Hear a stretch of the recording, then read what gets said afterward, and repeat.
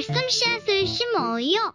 사랑하는 친구들, 말씀 씨앗 시간이에요. 오늘 말씀은 누가복음 6장 말씀이에요. 다 함께 말씀 씨앗 심을게요. 누가복음 6장.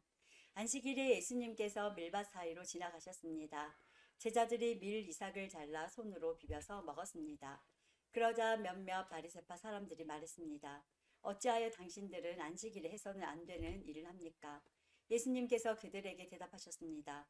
너희들은 다윗과 그 부하들이 굶주렸을 때 다윗이 한 일을 읽어보지 못했느냐? 다윗은 하나님의 집에 들어가서 제사장들 외에는 그 누구도 먹어서는 안 되는 진설병을 먹고 자기 부하들에게도 주지 않았느냐? 예수님께서 바리새파 사람들에게 말했습니다. 인자는 안식일의 주인이다. 또 다른 안식일에 예수님께서 회당에 가셔서 가르치고 계셨습니다. 거기에 오른손이 오그라든 사람이 있었습니다. 율법 학자들과 바리새파 사람들이 예수님께서 안식일에 사람을 고치시는지 보기 위해 살피고 있었습니다. 그들은 예수님을 고소할 거리를 찾으려고 하였습니다. 예수님께서 그들의 생각을 아시고 손이 오그라든 사람에게 말씀하셨습니다. 일어나 앞으로 나오너라. 그러자 그 사람이 일어나 앞으로 나왔습니다. 예수님께서 말씀하셨습니다. 너희에게 묻겠다. 안식일에 선한 일을 하는 것이 옳으냐, 악한 일을 하는 것이 옳으냐, 생명을 살리는 것이 옳으냐, 죽이는 것이 옳으냐. 예수님께서 주위에 있는 사람들을 둘러보신 후 그 사람에게 말씀하셨습니다. 내 손을 내밀어라. 그 사람이 그렇게 하니 그의 손이 회복되었습니다. 그러자 그들은 화가 나서 예수님을 어떻게 처리할까 하고 서로 의논하였습니다. 그때 예수님께서 기도하러 산으로 올라가셨습니다. 예수님께서 밤을 지새며 하나님께 기도하였습니다. 날이 밝자 예수님께서 제자들을 부르셨습니다. 그리고 그들 중에서 12명을 뽑아 사도라고 부르셨습니다. 이들은 예수님께서 베드로라는 이름을 지어주신 시몬과 그의 동생 안드레, 그리고 야고보와 요한, 그리고 빌립과 바돌로메, 그리고 마테와 도마, 알페오의 아들 야고보와 열심파라고 불리는 시몬, 야고보의 아들 유다와 배반자가 된 가룟 유다였습니다. 예수님께서 제자들과 함께 산에서 내려와 평지에 서 계셨습니다. 거기에는 제자들이 많이 있었고 온 유대와 예루살렘과 두로와 시돈 해안 지방에서 온 사람들도 많이 있었습니다. 그들은 예수님의 말씀도 듣고 자신들의 병도 치료받으려고 왔습니다. 더러운 귀신으로 고생하는 사람들이 다 나왔습니다. 사람들은 예수님을 만져보려고 애썼습니다. 그것은 능력이 예수님에게서 나와 그들을 모두 낫게 하였기 때문입니다. 예수님께서 눈을 들어 제자들을 보시고 말씀하셨습니다. 가난한 사람들은 복이 있다. 그것은 하나님 나라가 저희들의 것이기 때문이다.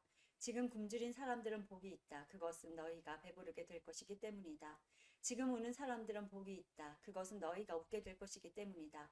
인자 때문에 사람들이 너희를 미워하고 너희를 배척하고 욕하고 누명을 씌울 때 너희에게 복이 있다. 그날에 기뻐하고 뛰어놀아라. 이는 하늘에서 너희의 상이 크기 때문이다. 그들의 조상들도 예언자들을 그렇게 대하였다. 그러나 너희 부자들은 화가 있다. 너희는 이미 위로를 다 받았다. 지금 배부른 너희들은 화가 있다. 너희가 굶주리게 될 것이다. 지금 웃는 사람들은 화가 있다. 너희가 슬퍼하며 울게 될 것이다. 모든 사람들이 너희를 칭찬할 때에 화가 있다. 그들의 조상들도 거짓 예언자들을 그렇게 대하였다. 내 말을 듣는 너희에게 말한다. 너희 원수를 사랑하고 너희를 미워하는 사람들에게 잘해주어라.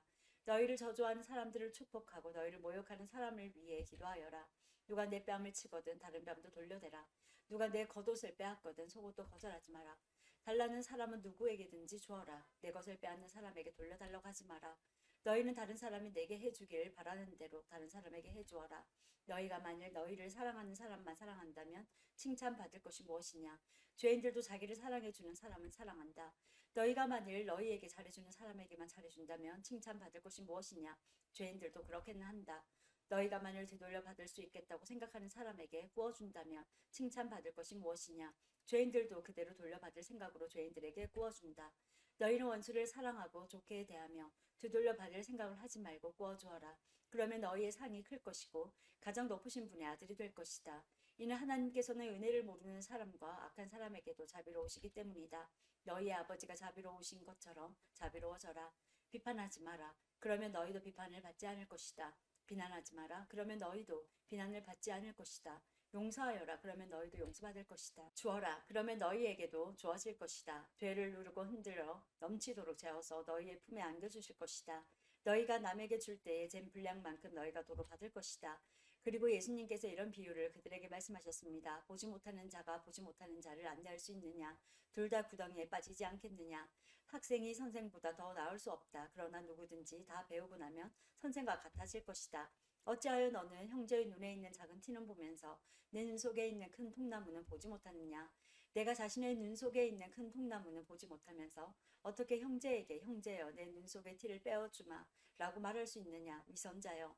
우선 내 눈 속에 있는 통나무나 빼내라. 그런 다음에야 내 눈이 잘 보여서 형제의 눈 속에 있는 티를 뺄 수 있을 것이다. 좋은 나무가 나쁜 열매를 맺을 수 없고 또 나쁜 나무가 좋은 열매를 맺을 수 없다. 나무마다 그 열매로 안다. 가시나무에서 무화과를 얻을 수 없고 가시덤불에서 포도를 딸 수 없다. 선한 사람은 그 마음속에 선한 것을 쌓았다가 선한 것을 내고 악한 사람은 그 마음속에 악한 것을 쌓았다가 악한 것을 낸다. 왜냐하면 사람은 그의 마음속에 쌓여 있는 것을 말하기 때문이다. 너희는 나에게 주여 주여 하면서 왜 내가 말한 것은 행하지 않느냐? 누구든지 내게 와서 내 말을 듣고 그대로 하는 사람이 어떠한 사람과 같은지 너희에게 보여주겠다. 그는 땅을 깊이 파고 바위 위에 기초를 놓고 집을 짓는 사람과 같다. 홍수가 나서 물이 세차게 들이치나 그 집을 넘어뜨릴 수 없다. 그것은 집이 잘 지어졌기 때문이다. 그러나 내 말을 듣고도 그대로 행하지 않는 사람은 기초 없이 땅 위에 집을 지은 사람과 같다. 물이 들이치자 그 집이 즉시 무너졌고 피해가 컸다. 오늘도 말씀 씨앗 모두 잘 심었어요. 우리 내일 또 만나요.